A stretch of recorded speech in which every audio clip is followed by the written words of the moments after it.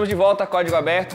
Nós estamos no segundo bloco e agora a gente vai continuar nossa conversa. Se você quiser acompanhar aquilo que nós estamos falando, nós estamos fazendo uma leitura de Mateus capítulo 24, Mateus 24 e 25. É o sermão profético de Jesus. Jesus tem uma primeira parte desse sermão registrada no capítulo 24, e onde ele apresenta sinais, uma série de coisas que devem acontecer antes da volta de Jesus e também, como a gente viu no primeiro bloco, antes da destruição de Jerusalém.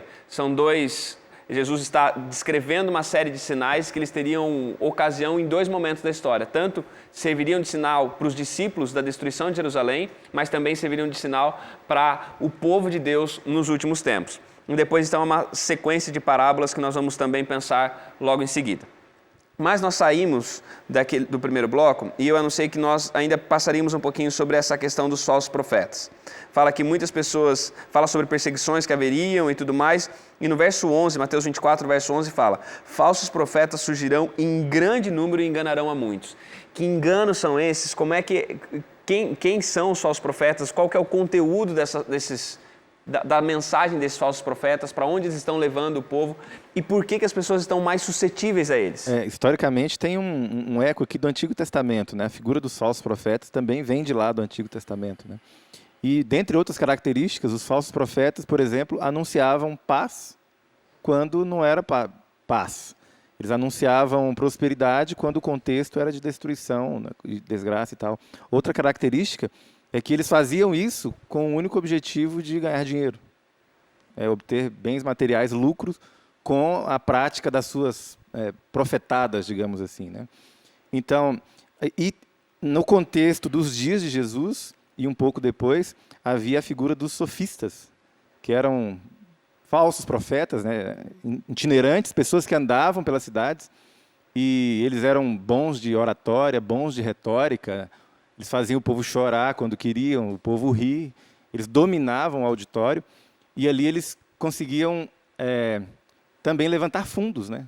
Conseguiam discípulos e as pessoas tinham que pagar para terem aulas com esses grandes mestres itinerantes, né? E um detalhe curioso é que a igreja de Jesus, a igreja primitiva, enfrentou essa dificuldade, porque eles eram confundidos com esses falsos também, né? Os itinerantes, Paulo, por exemplo, viajava para lá e para cá, pregando. É um desses sofistas aí, esses falsos profetas. E é interessante que, às vezes, o que é falso tira o valor daquilo que é verdadeiro, né? Porque, às vezes, o falso está tão em evidência, está acontecendo de uma forma, está tão presente na vida, que quando o verdadeiro surge, ele só entra no mesmo pacote dos falsos e a gente, às vezes, descarta. A gente está falando de um combo de acontecimentos que a gente vê, por exemplo, por volta de 1840, que foi uma explosão de religiões surgindo, movimentos acontecendo ali, justamente por conta de uma mentalidade já um pouco já diferente. As pessoas não queriam pensar conforme a igreja tradicional pensava, então eles passaram a pensar diferente. Dentro desse escopo, a gente enxerga também a verdade sendo pregada, o evangelho sendo disseminado, mas outras ideias também surgindo, né, nesse meio e causando até confusão na cabeça das pessoas. É interessante que esses falsos profetas acabam prometendo que eles não podem cumprir, por isso eles são falsos, né? E a gente está em ano de eleição e é muito comum a gente ver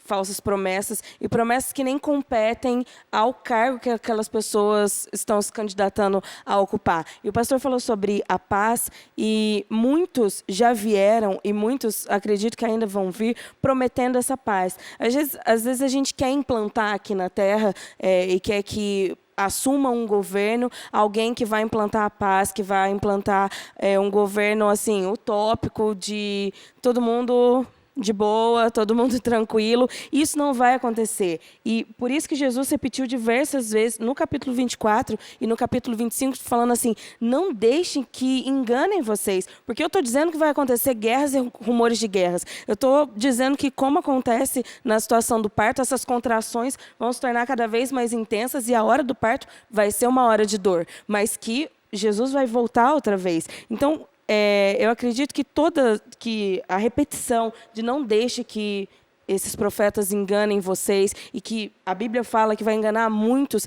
daqueles que professavam ser cristãos, é por causa dessa falta de relacionamento com Deus, de fundamentar as teses bíblicas, de fundamentar todo o conhecimento das Escrituras que a gente tem à nossa disposição e saber que essa pessoa que está prometendo o que ela promete, ela não pode cumprir o que ela está prometendo. Exatamente, até porque essa utopia terrestre que vem sendo imposta no nosso planeta afirma que o foco não é o céu, o foco é aqui na Terra. Então, por que eu vou almejar o céu se aqui na Terra eu posso ser feliz, eu posso não ter sofrimento?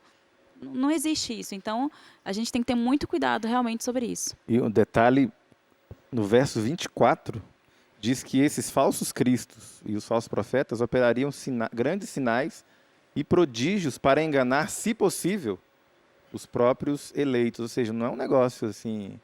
Existem alguns falsos cristos por aí, né? A gente tem um no Brasil, inclusive, bem conhecido. Aparece na TV o tempo todo, etc. Jesus está falando desses também, mas esses aqui, eles enganariam, se possível, os escolhidos de Deus. É algo muito falso, dizer, gente mas que parece estuda a muito... Bíblia. Hã? Gente que estuda a Bíblia sendo enganada. Exato. Não é algo simplesmente caricato e que leva um secto pequeno de pessoas. Enganaria até os E escolhidos. faria sinais e prodígios, milagres. Veja, como é que você argumenta contra um milagre? A pessoa fez um milagre na sua frente. É por isso que a gente tem que se apegar à palavra de Deus. Jesus avisou, Jesus avisou. Eu não quero ouvir de Jesus assim, olha, eu avisei. Sabe aquele eu avisei depois, né? Ele está avisando antes, assim, para a gente não cair mesmo. Né? E isso é bem importante mencionar o verso 24, para ficar claro para quem está em casa o seguinte, que milagre não é sinal do atestado divino. O fato de alguém realizar um milagre, o fato de acontecer um prodígio maravilhoso, isso não é sinal de que Deus está marcando com o selo dele e atestando aquela pessoa como enviado dele.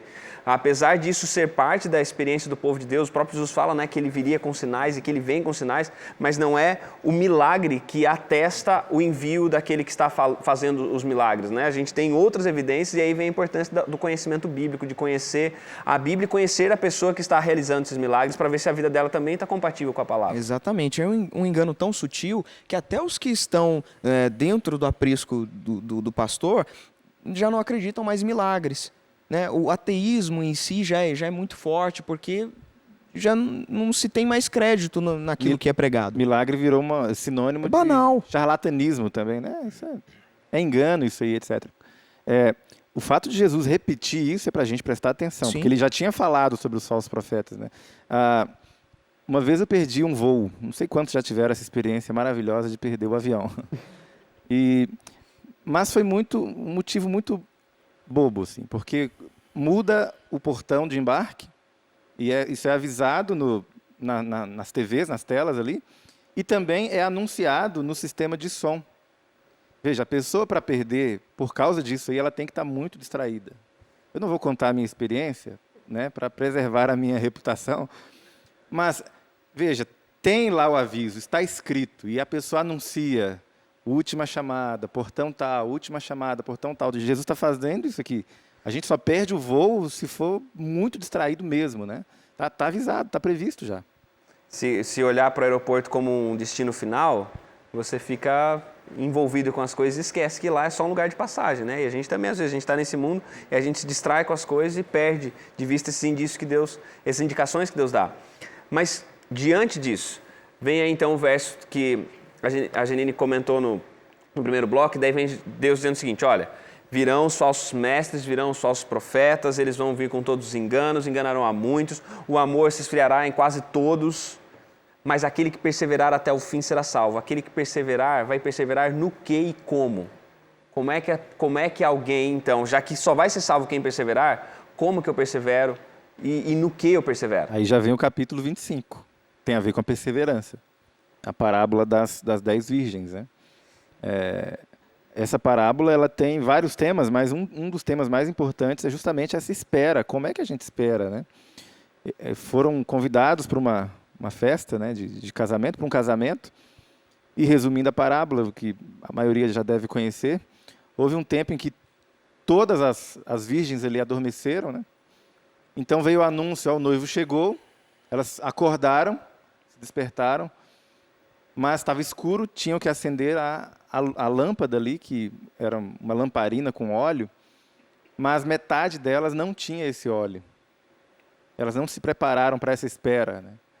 E aí elas não puderam entrar na festa de casamento porque não tinham essa lâmpada. Esse óleo é o símbolo do Espírito Santo em nossa vida. Nós precisamos buscar diariamente o batismo do Espírito Santo. Esse contato com Deus, como já foi dito aqui, não é no momento de crise que virá. Então, quando começar a acontecer tudo isso aqui, aí então eu vou buscar. Não, é agora. Esse tempo de espera, ele já deve ser, né, prévio o preparo. A gente não espera chegar à crise para então pensar o que vai fazer. É interessante porque todas essas 10 virgens, elas estavam bem intencionadas. Elas sabiam o que elas queriam. Só que a diferença foi na profundidade do interesse que elas tinham em ver o noivo, né? E tem um texto de Ellen White no nosso guia que fala assim: o Espírito trabalha no coração do homem de acordo com o seu desejo e consentimento, nele implantando uma nova natureza. Mas a classe representada pelas virgens loucas se contentou com uma obra superficial. Não conhecem a Deus, não estudaram seu caráter, não tiveram comunhão com Ele, por isso não sabem como confiar, olhar e viver. Seu serviço para Deus se degenera em formalidade. Então, aqui mostra claramente que, apesar da nossa intenção, nós temos que colocar o nosso coração na palavra de Deus, entender qual é o sentido da palavra. Senão, a gente perde, porque não vale só a nossa intenção, vale a nossa vontade de almejar o céu. O pastor falou sobre o preparo, que era a diferença nítida entre as virgens que tinham azeite de sobra e as que não tinham. E é interessante porque esse preparo tem um pouco a ver com a profundidade de relacionamento com Deus, né? Nosso guia traz a citação de Mateus 7, 24, mas eu gosto mais do jeito que Lucas fala sobre essa história. Lucas 6, 46. E Lucas 6, 46 vem contando sobre os 2 fundamentos. E aí, começa assim, por que me chamais Senhor, Senhor, e não fazeis o que vos mando? Todo aquele que vem a mim e ouve as minhas palavras e as pratica, eu vos mostrarei a quem é semelhante. E aí ele traz uma parábola para explicar, né?